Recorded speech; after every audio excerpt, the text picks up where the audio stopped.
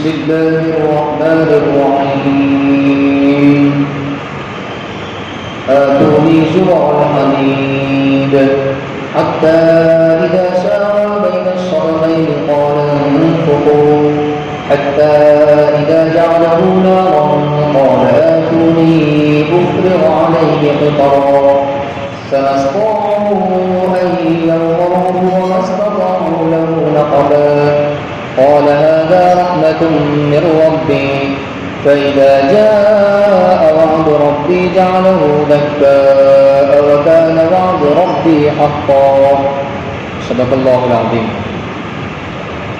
تو سکندر ذوالقرنین علیہ السلام نے فرمایا کہ تم میرے پاس لوہے کی چادریں لاؤ. یہاں تک کہ جب انہوں نے دونوں پہاڑوں کے سروں کو پر کر دیا تو سکندر ذوالقرنین علیہ السلام نے فرمایا کہ اب ڈھونکو. یہاں تک کہ جب وہ مکمل آگ بن گیا تو پھر فرمایا کہ پگھلا ہوا تانبا میرے پاس لاؤ تاکہ اونڈے لیں. کہ پھر اس کے بعد قوم یاجوج اس دیوار کے اوپر چڑھ بھی نہیں سکتی اور نہ ہی وہ اس میں سوراخ کر سکتی. تو سکندر ذوالقرنین نے بطور شکرانے کے یہ فرمایا کہ یہ تو میرے پروردگار کی جانب سے ایک خاص قسم کی رحمت ہے. پس جب میرے پروردگار کا وعدہ آئے گا تو وہ اس دیوار کو چکنا چور کر دے گا اور میرے پروردگار کا وعدہ بالکل برحق ہے. بات چل رہی ہے سکندر ذوالقرنین علیہ السلام نے یاجوج ماجوج کو روکنے کے لیے جس دیوار کو قائم کیا وہ دیوار دنیا کے کس حصے میں واقع ہے. بہت سے لوگوں نے اندازے لگائے ہیں، قیاس آرائیاں کی ہیں اور اپنی اپنی کتابوں میں جغرافیائی اعتبار سے لوگوں نے بحثیں کی ہیں، لیکن صحیح معنوں میں جمہور مفسرین، جمہور علماء، جمہور صحابہ کرام رضوان اللہ تعالی علیہم اجمعین کا کہنا یہ ہے کہ جس چیز کو اللہ رب العزت نے بیان نہیں کیا، واضح نہیں کیا، ہم کو چاہیے کہ ہم اس کی تحقیق کے اندر نہ پڑیں. خود اللہ رب العزت نے صرف اتنا ارشاد فرمایا کہ سکندر ذوالقرنین نے اس قوم کے کہنے پر، ان کی درخواست پر، یاجوج ماجوج کے ظلم پر روک تھام کرنے کے لیے ایک دیوار قائم کر دی. وہ جو دیوار ہے وہ واقعی طور پہ کرامتی دیوار ہے. وہ سکندر ذوالقرنین کی اللہ رب العزت کی جانب سے عطا کی ہوئی ایک کرامت ہے. 10 صفتیں، 5 صفتیں قرآن پاک میں اللہ رب العزت نے اس دیوار کی بیان فرمائی ہیں اور 5 صفتیں اللہ کے نبی صلی اللہ علیہ وسلم نے اپنی احادیث میں اس دیوار کی بیان فرمائی ہے. وہ جو 10 صفتیں ہیں اللہ رب العزت نے اور اللہ کے نبی نے بیان فرمائی ہیں، وہ صفتیں کسی اور دیوار کے اندر نہیں پائی جاتی ہیں. کیونکہ بہت سے لوگوں نے سمرقند کی دیوار، چین کی دیوار اور آذربائیجان ایک علاقہ ہے اس کی دیوار، وہاں پر بھی اس طریقے کی تاریخی دیواریں بنی ہوئی ہے، بڑی اونچی چوڑی لمبی. تو لوگوں نے ایسا اندازہ لگا دیا جیسے اصحاب کہف کی غار کے بارے میں لوگوں نے اٹکل لگایا، اندازہ لگایا. کسی نے کہا کہ وہ روم کے علاقے میں ہے، کسی نے کہا وہ یمن میں ہے. تو ایسے ہی سکندر ذوالقرنین کی دیوار کے بارے میں بھی لوگوں نے کیا لگایا؟ اندازے لگائے. لیکن سکندر ذوالقرنین علیہ السلام نے جس دیوار کو قائم کیا تھا اس دیوار کی 5 صفت اللہ رب العزت نے اس آیت کے اندر بیان فرمائی.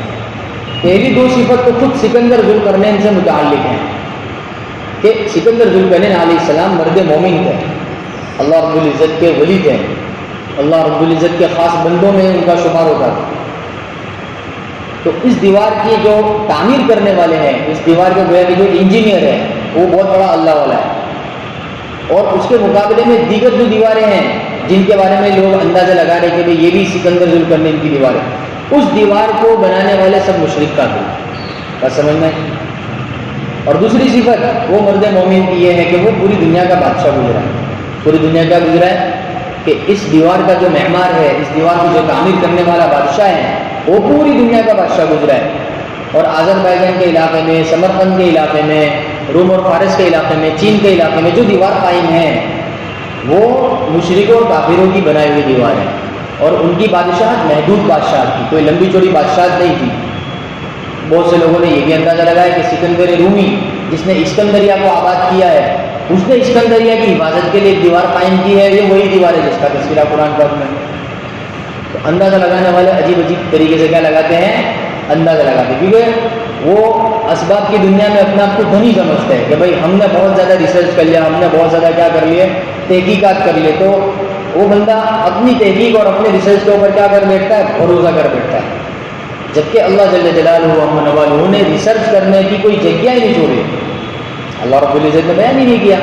اگر اللہ رب العزت نے اس کی سمت بھی بیان کی ہوتی تو چلو تلاش کر لیتے، جیسے سکندر ذوالقرنین کے پہلے 2 سفر ہوئے، اس میں اللہ رب العزت نے سمت بیان فرمائی کہ مغرب کی سمت ہے، مشرق کی سمت ہے، لیکن یہاں تو اللہ رب العزت نے کوئی سمت ہی بیان نہیں فرمائی ہے، صرف اتنا کہہ دیا بین السدین۔ تو پہاڑی علاقے تو دنیا کے اندر پتہ نہیں کتنے سارے ہیں، اور پھر پہاڑ کے اندر بھی 2 قسمیں ہیں، ایک تو پتھر کے پہاڑ ہے اور ایک برف کے پہاڑ ہے۔ اب کون سے پہاڑ ہے اللہ رب العزت جانے۔ پہاڑ، برف کے پہاڑ بھی بہت اونچے اونچے پہاڑ اور بڑے مضبوط پہاڑ جناب، جیسے ہمارے یہاں پتھروں کے پہاڑ ہوتے ہیں، ایسے ہی مغرب کی اس طرف کے جو علاقے ہیں، امریکہ وغیرہ کے اس طرف کے جو علاقے ہیں، جس کا آپ نے نام سنا ہوگا برمودا ٹرینگل وغیرہ کا نام سنا ہوگا آپ نے، برمودا تریکون، اس طرف کے زیادہ تر پہاڑ کیسے ہیں، برفیلے پہاڑ ہیں، برف کے بڑے بڑے پہاڑ ہیں۔ تو ممکن ہے جس بین السدین اللہ رب العزت نے فرمایا ہے، ہو سکتا ہے ان پہاڑوں کے پیچھے یاجوج ماجوج آباد ہو، جن کی روک تھام کے لیے سکندر ذوالقرنین نے کیا قائم فرمائی ہے، دیوار قائم فرمائی ہے۔ اب برفیلے پہاڑ ہے، اب برفیلے پہاڑ کو پھاندنا اور اس کو پھلانگ کر ادھر جانا، یہ انسان کے بس کی بات نہیں ہے، یہ تو اللہ رب العزت چاہتا ہے، اس کو اپنی جانب سے کیا کر دیتا ہے، ایک خاص چیز کا عطیہ عطا فرما دیتا ہے۔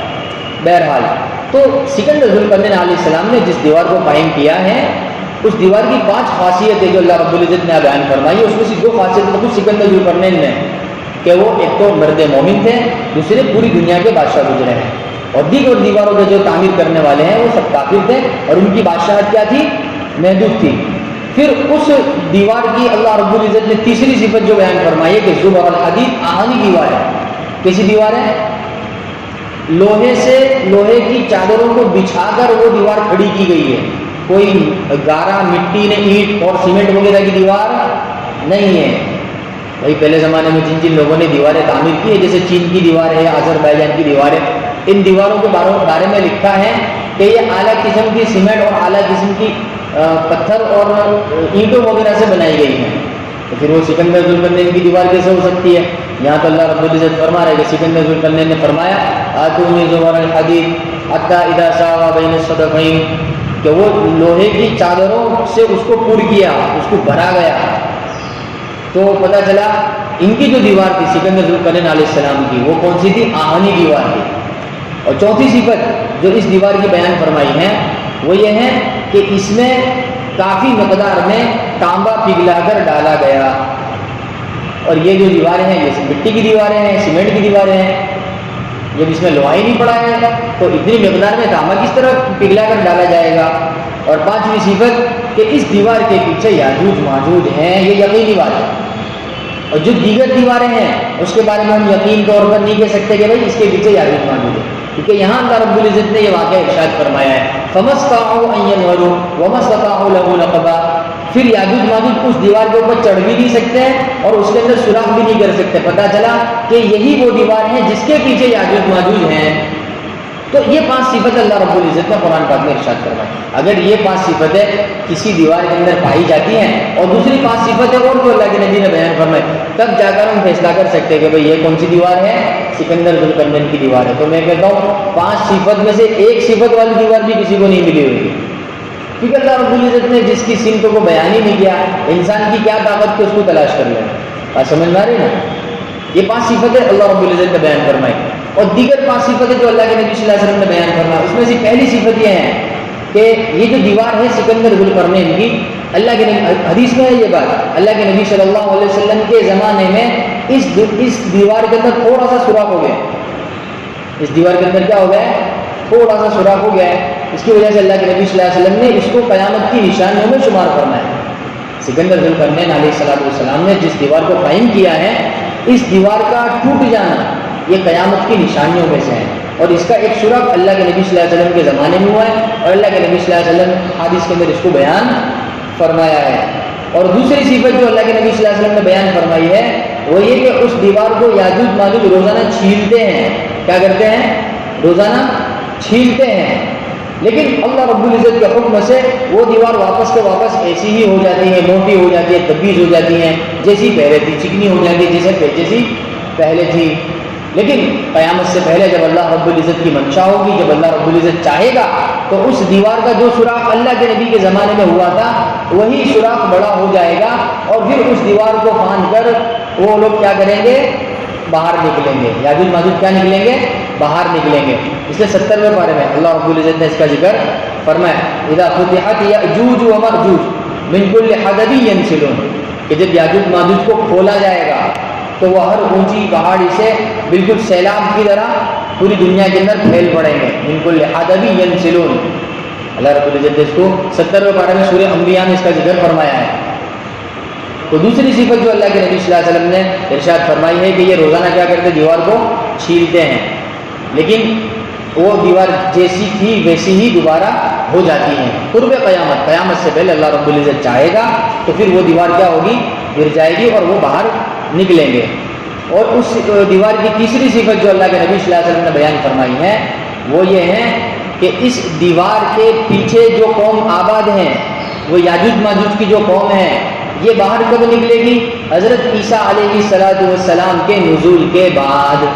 حضرت عیسیٰ علیہ السلام نازل ہوں گے تب جا کے یہ قوم کیا نکلے گی؟ وہاں سے باہر نکلے گی۔ پتہ چلا کہ یہ قوم جس دیوار سے باہر نکلے گی وہ کون سی دیوار ہے؟ جس کا ذکر اللہ رب العزت نے یہاں ارشاد فرمایا ہے، اور آقا نامدار تاجدار مدینہ حضرت محمد مصطفیٰ صلی اللہ علیہ وسلم نے اپنی احادیث میں اس کا ذکر فرمایا ہے۔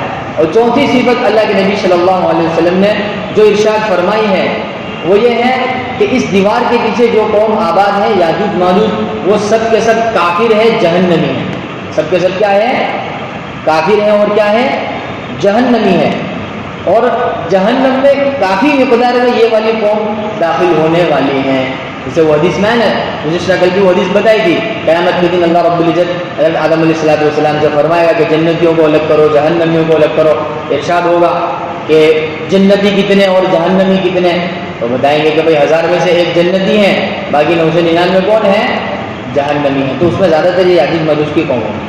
اور پانچویں صفت جو اللہ کے نبی صلی اللہ علیہ وسلم بیان فرمائے کہ اس دیوار کے پیچھے جو قوم آباد ہے وہ تعداد میں اور مقدار میں کل دنیا کی جو آبادی ہے اس سے 1000 گنا ہے۔ تعداد میں اور مقدار میں دنیا کی جو کل آبادی ہے اس سے کتنی گنا ہے؟ 1000 گنا ہے۔ یعنی ابھی فی الحال موجودہ زمانے میں دنیا کے اندر جتنی آبادی ہے اس آبادی سے 1000 گنا زیادہ آبادی کس کی ہے؟ یاجوج ماجوج کی ہیں۔ اس لیے کتابوں میں تفسیر لکھی ہوئی ہے اس قوم کے متعلق کہ جب یہ قوم وہاں سے نکلے گی تو سمندر کے سمندر پی جائے گی، جانور کے جانور کھا جائے گی، اور کھیت کھلیان کوئی باقی نہیں چھوڑے گی۔ انسان کے کھانے اور پینے کے لیے کوئی چیز بچے گی نہیں، سب کچھ یہ کھا جائیں گے، یہاں تک کہ انسانوں کو بھی کیا کرنے لگیں گے؟ کھانے لگیں گے۔ بڑی خطرناک قوم ہے۔ تو اللہ کے نبی صلی اللہ علیہ وسلم نے اس دیوار کی اور اس دیوار کے پیچھے آباد جو بستی ہے یاجوج ماجوج کی، اس کی جو صفات بیان فرمائی ہے وہ صفات دیگر دیواروں کے اندر نہیں پائی جاتی ہے۔ لہذا ادھر ادھر کی جغرافیائی نقشوں کو دیکھ کر اٹکل لگانا، اندازہ لگانا، قیاس آرائیاں کرنا یہ مناسب نہیں ہے۔ اصل میں کچھ روشن خیال قسم کے لوگ ہوتے ہیں نا، وہ چاہتے ہیں کہ ہماری ریسرچ کا ایک نئی ریسرچ نکلے کہ لوگ اس کو پڑھے اور کیا ہو جائے؟ حیران اور ششدر رہ جاؤ، دنگ رہ جاؤ کہ یار یہ خوشی بات ہے۔ ٹھیک ہے، ٹیکنالوجی کا زمانہ چل رہا ہے، ہر بندے کی خواہش ہوتی ہے کہ نئی نئی تحقیقات ہمارے سامنے آئے، نئی کیا بولتے ہیں اس کو، ٹیکنالوجی کے اندر اضافہ جو ہوتا ہے، اپڈیٹ بولتے ہیں نا، اپڈیٹ، نیا اپڈیٹ ہمارے سامنے آئے، اور دلچسپی کے ساتھ اس کے کیا ہوتے ہیں؟ مطالعے ہوتے ہیں، اس میں غور و فکر ہوتے ہیں، اس کے پیچھے پیسہ خرچ کیا جاتا ہے، اس کے پیچھے جان مال وقت سب قربان کرنے کے لیے تیار ہے۔ لیکن اللہ رب العزت نے جتنا انسان کے ایمان کے لیے، اس کے اعمال کے لیے ضروری سمجھا اتنا اللہ رب العزت نے بیان فرمایا۔ باقی کے سلسلے میں اللہ رب العزت نے کیا اس کو بیان نہیں فرمایا، واضح نہیں فرمایا، اور اللہ کے نبی صلی اللہ علیہ وسلم نے اس سلسلے میں کسی طرح کی کوئی وضاحت ارشاد نہیں فرمائی ہے۔ تو یہ یاجوج ماجوج جس دیوار کے پیچھے آباد ہے، یہ اس دیوار کے بارے میں مختصر سی تفسیر ہے، ورنہ تفسیر تو اس کے بارے میں بہت ساری کتابوں میں لکھی ہوئی ہے جناب، کہ اس کے لیے مہینہ بھی کم پڑ جاوے۔ بعض لوگوں نے ایسی ایسی تحقیقات ان کے بارے میں پیش کی ہے کہ یہ فلاں علاقے میں آباد ہیں، اور بعض لوگ تو ایسا بھی کہتے ہیں کہ یہ ملک چین کے جو لوگ ہیں نا یہی یاجوج ماجوج ہے۔ اور پتہ نہیں کیسے کیسے لوگ محققین کے نام پہ، تحقیق کے نام پہ لوگ کیا کر دیتے ہیں، اپنی رائے ایسی پیش کر دیتے ہیں کہ یار وہ حلق سے نیچے نہیں اترتی، کہاوت ہے نا ہمارے یہاں، یار تم ایسی بات کرتے ہو کہ سمجھ میں تو آنے کی بات دور ہے، حلق سے بھی نیچے نہیں اترتی۔ تو میں نے پڑھی ہے یہ بات، لوگوں نے یہ چین کی جو بستی ہیں اور چین کے جو لوگ ہیں یہ انہیں کو کیا کہہ دیا کہ یہی یاجوج ماجوج ہے، اور چین کی جو دیوار ہے نا وہ کہہ دیا کہ بھائی یہی سکندر ذوالقرنین کی دیوار ہے۔ اور کچھ لوگوں نے جو ترکستان کے علاقے میں جو دیوار آباد ہے، سمرقند وغیرہ کے علاقے میں، آذربائیجان یہ وہی علاقہ پڑتا ہے، وہاں بھی ایک دیوار ہے، تو کہتے ہیں کہ یہ یاجوج ماجوج کی جو قوم ہے بولے یہ ترک قبائل میں سے ہے۔ یہ کس میں سے ہیں؟ یہ ترک قبائل میں سے، اور یہ قوم جا چکی ہیں، یہ قوم کیا ہے؟ جا چکی ہیں، اس کا زمانہ گزر چکا ہے، جسے سکندر ذوالقرنین کا زمانہ گزر گیا۔ اس طرح طرح کی تحقیقات، طرح طرح کی باتیں لوگوں نے اپنے اپنے رسالوں میں، اپنے اپنے مقالوں میں، اپنے اپنے مضمونوں کے اندر بیان کی ہیں۔ لیکن ایمان والا تو کتنا مکلف ہے؟ جتنا اللہ نے اور اللہ کے نبی صلی اللہ علیہ وسلم نے قرآن اور حدیث کے اندر کیا کیا ہے؟ بیان کیا ہے۔ اور ویسے بھی جناب سکندر ذوالقرنین علیہ السلام کا جو واقعہ ہے، جتنا آیات کے اندر اللہ رب العزت نے بیان فرمایا اتنے کے اوپر ایمان لانا واجب ہے، فرض ہے کہ بھئی اللہ رب العزت نے بیان فرمایا، اس پر ہمارا ایمان ہے کہ یہ بالکل برحق ہے۔ اس کا اگر کوئی منکر بنتا ہے تو پھر وہ کیا ہے؟ کافر ہے۔ تو دیکھیے اسلام نے صراط مستقیم بتلایا، یعنی درمیانی والا راستہ۔ اتنی بھی تحقیق کے اندر نہیں پڑ گئے کہ اپنی طرف سے سکندر ذوالقرنین اس کی دیوار کے بارے میں طرح طرح کی باتیں پیش کر دی، اور اتنی بھی اس کے اندر کنجوسی اور انکار نہیں کر بیٹھے کہ بھئی سکندر کے واقعے کے بارے میں انکار کر دیا، یاجوج ماجوج کی قوم کے بارے میں انکار کر دیا، یہی کہتے ہیں کہ بھئی دیوار ہے ہی نہیں، اور یاجوج ماجوج ایک ساتھ تو کہہ رہے یاجوج ماجوج نکلیں گے نہیں، کہ یہ خروج ان کا ہوگا ہی نہیں، یہ تو بس یہ شر اور فتنہ فساد پھیلانے والی قوم ہے، تو یہ تو ہر زمانے میں پائی جا سکتی ہے۔ جیسے موجودہ زمانے کے اندر بھی بہت سارے لوگ ہیں جو شر پھیلاتے ہیں، فتنہ پھیلاتے ہیں، فساد پھیلاتے ہیں دین اسلام کو۔ ایک صاحب نے تو یہاں تک لکھ دیا کہ دین اسلام کے خلاف جدوجہد کرنے والے وہ یاجوج ماجوج ہے، چاہے موجودہ زمانے میں ہو۔ جناب یہ سب اتنا بھی وہ نہیں ہو جانے کا کہ بالکل انکاری ہو جائے، اور اتنا بھی وہ نہیں ہو جانے کا جتنا اللہ کے نبی نے بیان کیا اس سے بھی آگے نکل جائے، تو ہمارے بھی درمیان درمیان اس کو کہتے ہیں صراط مستقیم، کہ جتنا شریعت نے بیان کیا ہے اسی کو فالو کر کے چلنا، اپنی عقل سے اور اپنی سمجھ سے کوئی بات اس میں انوالو نہیں کرنی، اس میں کوئی بات اپنی طرف سے ڈالنے کی نہیں کہ وہ بدعت کی حد تک پہنچ جائے، اور اتنا بھی انکار نہیں کرنے کا وہ کفر اور شرک کی حد تک پہنچ جائے۔ بات سمجھ میں؟ تو بہرحال سکندر ذوالقرنین علیہ السلام کا واقعہ اللہ رب العزت نے یہاں ختم فرمایا، اور اللہ رب العزت نے سکندر ذوالقرنین کا واقعہ کیوں بیان فرمایا تھا؟ کیونکہ اللہ کے نبی صلی اللہ علیہ وسلم کی خدمت میں کچھ کفار مکہ حاضر ہوئے تھے، یہودیوں کے کہنے پر یہودیوں نے اپنی جانب سے کچھ سوالات قائم کیے تھے اللہ کے نبی صلی اللہ علیہ وسلم کی خدمت میں بھیجنے کے لیے، اور یہ سوال ان میں سے تھا، ان سوالوں میں سے تھا کہ بھئی وہ کون سا بادشاہ ہے جس نے مشرق اور مغرب کے اسفار کیے اور حکومت قائم کی؟ تو اللہ رب العزت نے مختصر انداز میں، تفصیل کے ساتھ مختصر انداز میں اللہ رب العزت نے صرف 3 سفر بیان کیے، ورنہ آپ اندازہ لگائیے جس بندے نے پوری دنیا میں بادشاہت کی ہو تو اس کے 3 سفر ہی ہوں گے زندگی کے اندر۔ اللہ رب العزت کا انداز دیکھیے، اللہ رب العزت نے بھی صرف سفر کی سمت بیان کر دی کہ بھائی وہ مغرب کی جانب اس کا سفر ہوا۔ اب مغرب کی جانب کوئی چھوٹی موٹی جگہ تھوڑی ہے، وہ تو بہت ہزاروں کروڑوں میلوں فاصلہ آئے گا۔ اللہ رب العزت نے اس سفر کے حالات کو بیان نہیں کیا، صرف وہاں جن جن قوموں سے ملاقات ہوئی 3 قوموں کا اللہ رب العزت نے ذکر فرما دیا۔ پتہ چلا کہ جتنا ایمان کے لیے ضروری ہے، جتنا اللہ رب العزت کی وحدانیت کو سمجھنے کے لیے ضروری ہے، اور جتنا ان کے سوال کو سمجھنے کے لیے ضروری تھا، اللہ رب العزت نے اس کو اتنا کیا کر دیا؟ نازل فرما دیا۔ انہوں نے سوال کیا تھا کہ بھئی وہ کون سا بادشاہ ہے جس نے مشرق اور مغرب کا سفر کیا؟ اللہ رب العزت نے اسی کے مطابق جواب دے دیا کہ بھئی یہ سکندر ذوالقرنین ہے، جنہوں نے مشرق کی جانب سفر کیا، جنہوں نے مغرب کی جانب سفر کیا، وہاں ایسی ایسی قوموں سے ملاقات ہوئی ہے، اور ایک سفر ان کا پہاڑی علاقے میں ہوا ہے، وہاں ایسی قوم سے ملاقات ہوئی، اور وہاں یاجوج ماجوج کی پریشانیوں کی وجہ سے انہوں نے درخواست کی، اور سکندر ذوالقرنین علیہ السلام نے کیا کر دی؟ ایک دیوار قائم کر دی۔ تو یہ اللہ رب العزت کی وحدانیت، اللہ رب العزت کی قدرت کو سمجھنے کے لیے کیا ہے؟ بہت زیادہ کافی ہیں، بہت زیادہ کیا ہے؟ کافی ہے۔ ورنہ لفظ سکندر ذوالقرنین سے ہی اللہ کی وحدانیت سمجھ میں آ جاتی ہے نا۔ انہوں نے سوال کیا تھا وہ کون سا بادشاہ تھا، تو اللہ رب العزت صرف اتنا ہی فرما دیتے وہ سکندر ذوالقرنین تھا۔ سوال کا جواب مل گیا. لیکن قدر تفصیل بھی اللہ رب العزت نے کر دی, قدر تفصیل کر دی, تاکہ جو لوگ منکر ہیں, جن لوگوں کو سمجھ میں نہیں آتا ہے, جو اللہ کے نبی صلی اللہ علیہ وسلم کی رسالت کے سلسلے میں شک و شبہ پیدا کرتے ہیں, تو ان کو کیا ہو جائے گا, عبرت مل جائے گا, اور وہ اللہ کے نبی صلی اللہ علیہ وسلم کی رسالت کے کیا بن جائے گا, منکر نہ بنے, بلکہ اس کا یقین کرنے والے اور اس کو ثابت کرنے والے, اس کی تصدیق کرنے والے بن جائے گا. اس لیے اللہ رب العزت نے سکندر ذوالقرنین کا واقعہ یہاں بیان کروایا. البتہ اللہ رب العزت نے یاجوج ماجوج کے سلسلے میں صرف اتنا ارشاد فرمایا ہے کہ بھائی یہ زمین میں فساد مچانے والے ہیں, مفسدون فی الارض. یاجوج ماجوج کیسے ہیں, ان کی جسمانی حیثیت کیسی ہے, تو بہت سے لوگوں نے یہ بھی بیان کیا ہے اپنی اپنی کتابوں کے اندر کہ جو یاجوج ماجوج جو قوم ہے وہ ان کے جسم تو چھوٹے چھوٹے ہیں, لیکن ان کے 2 کان وہ اتنے بڑے ہیں کہ ایک کان کو بچھا دیتے ہیں اور دوسرے کان کو کیا کر لیتے ہیں, اوڑھ لیتے ہیں. لوگوں نے اس طریقے سے باتیں کیا کی ہیں, بیان کی ہے, واللہ اعلم, اللہ بہتر جانتا ہے. اللہ نے یہاں ان کی جسمانی کیفیت کو بیان نہیں کیا. بہت سے لوگ یوں بھی کہتے ہیں کہ یاجوج ماجوج جو قوم ہے ان کے جو دانت ہے اتنے تیز ہے جیسے بلڈوزر کے مانند تیز ہے. وہ اپنے دانتوں سے پہاڑوں کو تراش لیتے ہیں, جیسے قوم عاد اپنے ناخنوں سے اس کو تراش لیتی تھی, ایسے ہی ان کے دانت کیا اتنے خطرناک اور اتنے تیز ہے. اللہ رب العزت نے اس کو بیان نہیں کیا, اللہ کے نبی صلی اللہ علیہ وسلم نے اس کو بیان نہیں کیا. لوگ اپنی کتابوں میں اس طرح کی باتیں لکھتے ہیں. اب یہ باتیں آتی کہاں سے, تو یہ باتیں جناب اسرائیلیات میں سے آتی.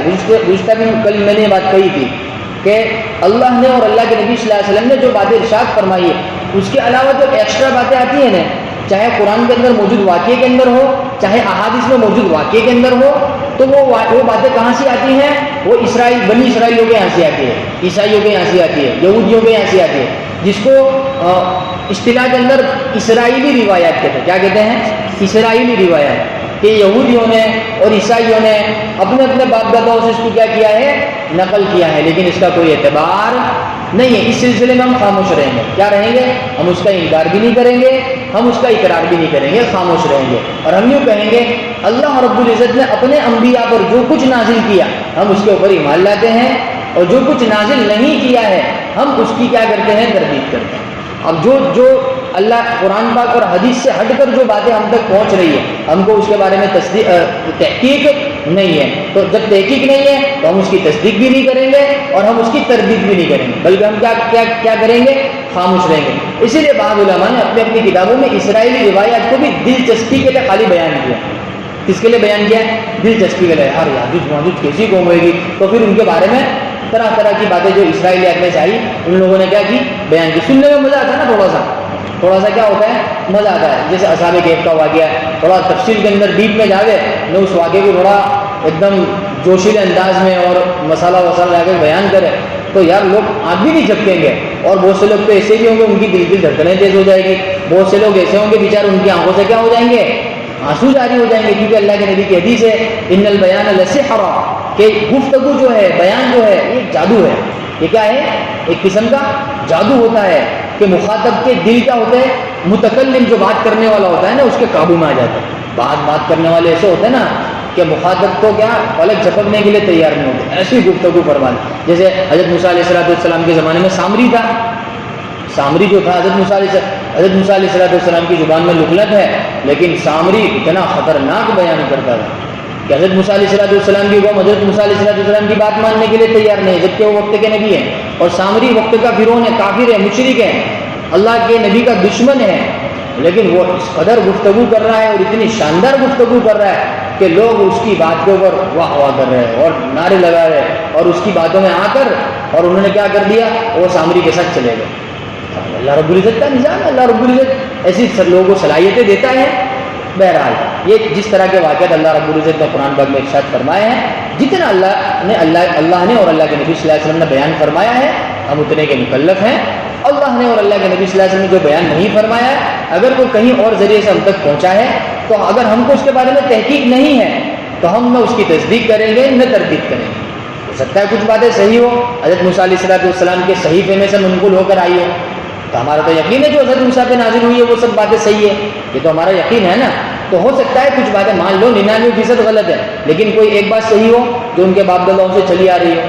اس لیے علماء فرماتے ہیں کہ اسرائیلی روایت جو قرآن پاک کے قصے کے متعلق ہم تک پہنچے، اگر ہم کو تحقیق یقینی طور پر ہے کہ بھئی یہ فیک ہے تو پھر ہم تردید کر دیں گے، اور یہ کام کس کا ہے؟ محدثین کا کام ہے، مفسرین کا کام ہے، ہمارا کام نہیں ہے جناب۔ ہم کون ہوتے ہیں اس کے اوپر تحقیق کرنے والے اور تصدیق کرنے والے اور تردید کرنے والے؟